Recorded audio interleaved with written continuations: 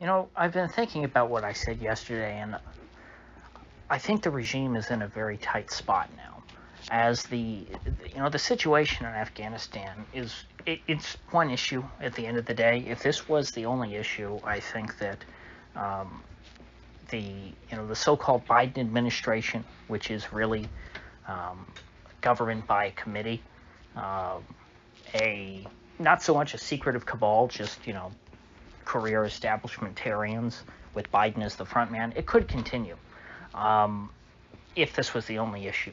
If it really was just poorly executed. If Biden was uh, could present himself as someone who was cognitively present, I think that they could overcome this. But the fact that his only job is to be the front man for the regime. He doesn't make a whole lot of decisions. He doesn't really know what's going on, is fine. I mean, that's how most presidents are. George W. Bush was like that to a very significant degree, and he was not cognitively impaired. He was in his 50s, I think. But I mean, he was just someone who largely deferred to all the people around him. He didn't, at least he was mentally present, and so he could put up some sort of a front, even though the actions of his administration were disastrous in almost every aspect. But because we have the combination of a very incompetent and decaying regime in Washington, the whole blob, the foreign policy establishment, which, say what you will about them. Yes, they might not approve so much of the withdrawal from Afghanistan, but again, it was going to happen at some point. The military establishment, which has failed to execute this withdrawal, or you could say that you could also blame this on the State Department, because supposedly the State Department is leading this, which that is the blob, the bipartisan foreign policy establishment, foggy bottom. All of these people are establishmentarians, is my point. And they can't just pin this all on Biden. He's not there, but he's not the one running the show. It's because of all of these people's incompetence.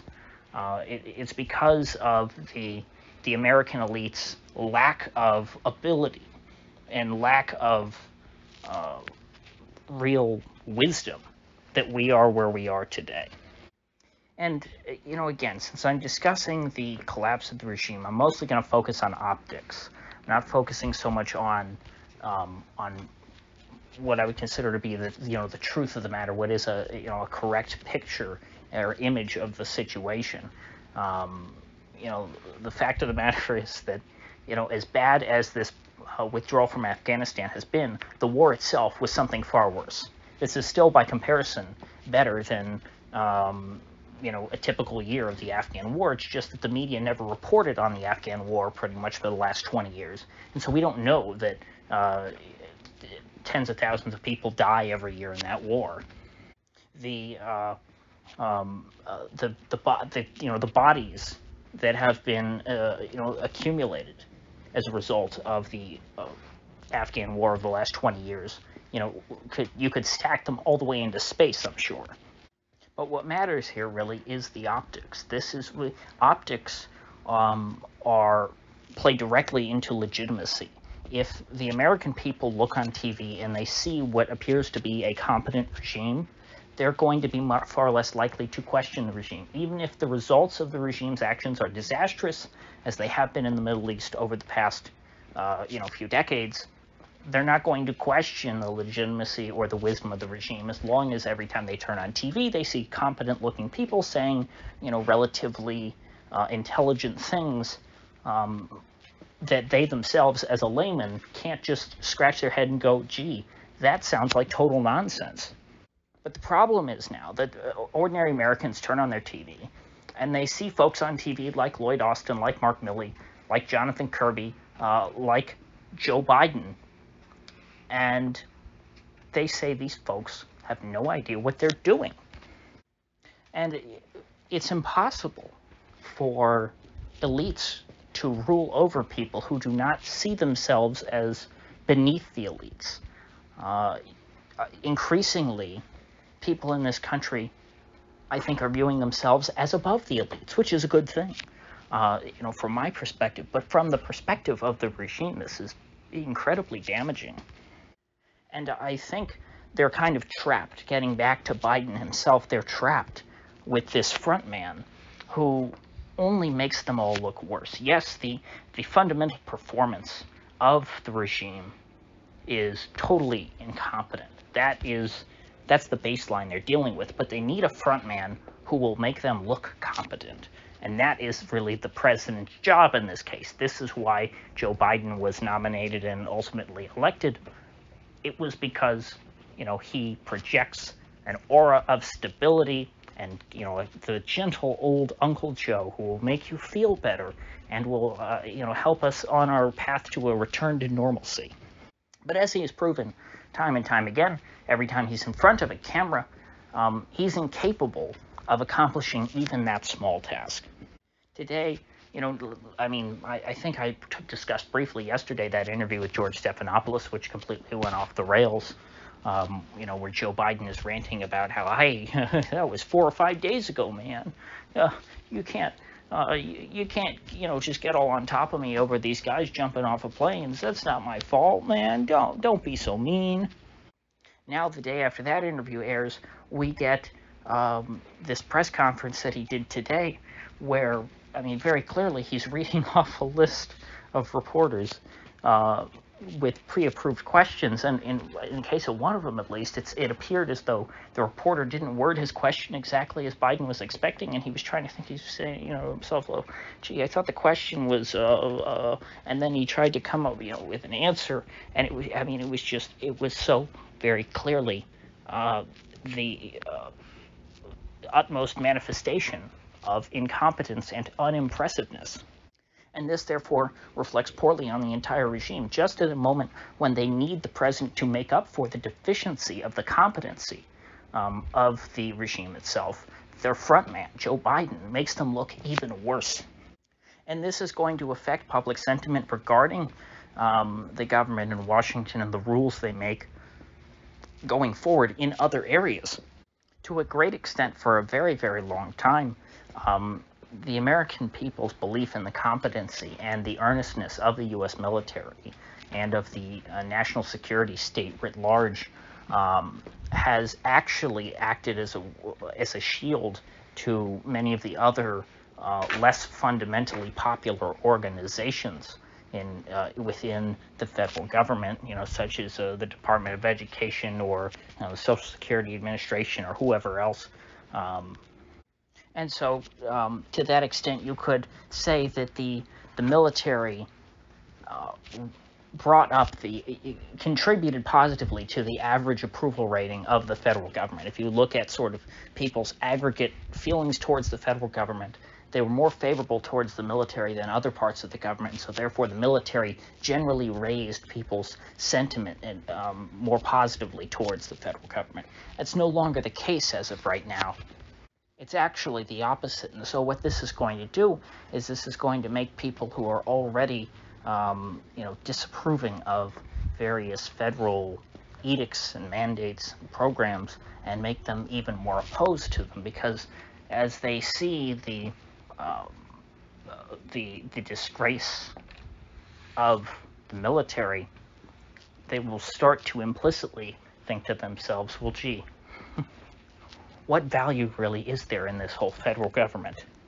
That's where the front man, the president, is supposed to come in and reignite people's patriotic fervor and bring people together and whisper sweet nothings into their ear while the world burns down around them. But because Biden is incapable of that, the reality of the situation is all the more clear to ordinary Americans.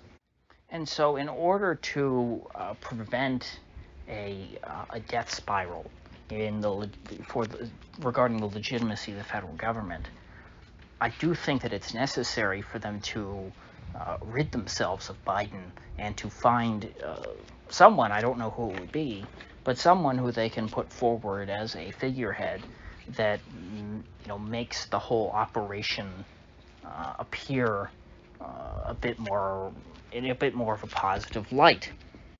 Now, obviously, the problem is that the current vice president is Kamala Harris, who by many accounts, is regarded even more negatively, in some cases significantly more negatively, than Joe Biden. And so in order to rid themselves of Biden, they really have to rid themselves of Kamala Harris first. And I think that there's a growing consensus within sort of elite circles that they made a mistake by inserting Kamala Harris as the vice president, because she's just not a viable backup plan for now that Joe Biden has soured in his old age. And so my hope is that without an effective figurehead and with really no real leadership, the American elite will will decay ever more rapidly. Because at the end of the day, no matter the optics, no matter how much they're able to convince the American people of their competence and wisdom, these are not wise or competent people. These are not people worthy of our respect. They are people who, in any other field other than government, would, make it no further than, mid-level management. These are some of the worst people that our society has to offer, and they fancy themselves our rulers. But we're not in the final stages of collapse. I don't think that the collapse of the regime is imminent. I think that it's inevitable, but it is not imminent, not by any stretch. What we need to see before that is increasing desperation. I think that the ascension of Joe Biden and Kamala Harris to the two highest positions in the U.S. government are in and of themselves a sign of desperation, because the bench has really the bench is really thinned out. They do not have there is no real leadership class left in Washington. But beyond this, we need these rather illegitimate rulers to overstep their bounds. They need to try to assert more and more power in a way that is grossly offensive. What I'm referring to can be understood as a sort of final death throes, where they're trying and acting out in desperation, trying to assert their dominance over the common man. But in the process, they will overstep, the acceptable bounds of any sort of legitimate government action, in a way that will provoke rebellion. And it's for this reason that I think that the term reactionary could just as easily be applied to those who engage in acts of revolution, rather than those who are trying to act in opposition to revolution. Because revolutions themselves are always, in my opinion, a reaction to missteps by the state. If you build sort of what Antonio Salazar of Portugal referred to as a habitual society, a society in which the government has so thoroughly fused itself with the broader society to where it is a true organ of society, something that is a part of the broader social system. You're not going to see revolutions against that sort of an entity. Where you see revolutions is when the government is viewed as sort of a foreign body that does not comprehend the rules of society, that does not coexist well with the in a symbiotic way with the rest of society. Revolution, in that sense, is sort of an immune response. People reject their governments, faulty governments, in the same way in which the body rejects a virus or some other kind of,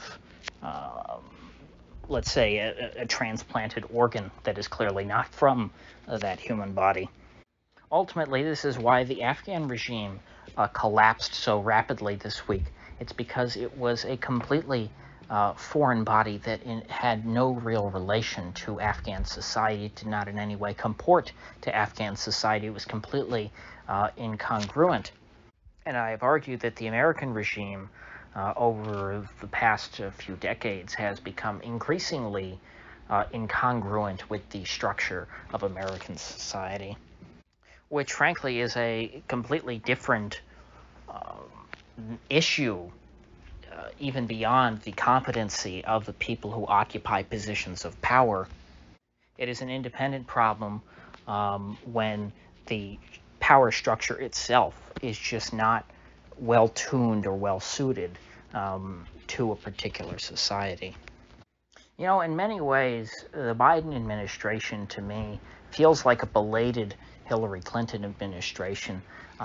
Originally in 2016, from sort of an accelerationist perspective, I preferred Hillary Clinton to win over Donald Trump because I thought that Hillary Clinton's administration would play out in a similar way in which Biden's has so far. I thought that she was so far out of touch with American society that she would do much to discredit the institutions that she represented. And I think now at this point we are locked into a vicious cycle in this country in which the country is only capable of electing two kinds of leaders. Either you have a Trump-like figure who is completely hated by the regime and is totally opposed by the regime, going inside and acting like a bull in a china shop and causing all sorts of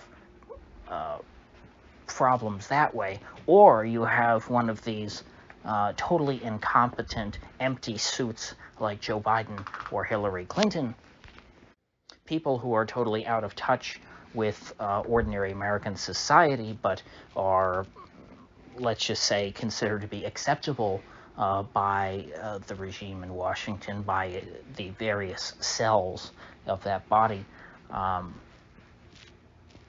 But they cause chaos in their own way by discrediting the regime.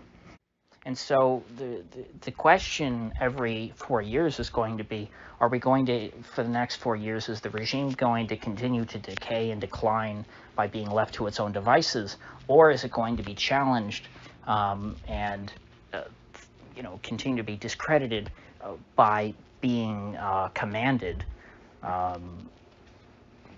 by a Trump-like figure who only further exposes the divide between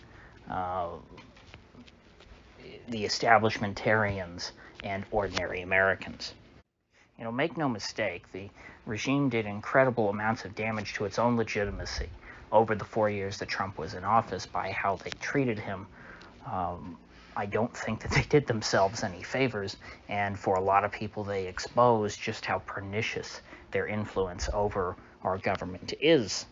And that's regardless of how you feel about Trump. And so frankly at this point, I'm not sure which path is more damaging to the regime. It seems like no matter which way they go, their situation gets worse and worse. And this is going to continue. It's going to continue to get worse. I thought it was bad in 2016. It was worse by 2020 after 4 years of Trump, and I think it's going to be even worse. It already is. What is this? Just a few months into the Biden administration. It's even worse now than it was under Trump for them.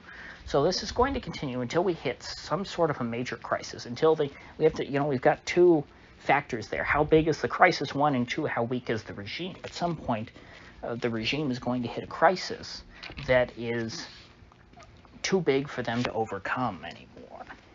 Ultimately, there will be a final breakdown, and the organs of the regime will cease to function properly. Or I shouldn't say that, it's worse than that. They're already not functioning properly, but it's a matter of functioning at all. The U.S. military is not functioning properly, but at what point does it stop functioning at all? Same is true for every other aspect of the federal government. So these are things that we'll have to continue monitoring moving forward. And so with that said, I guess I'll see you folks back here tomorrow.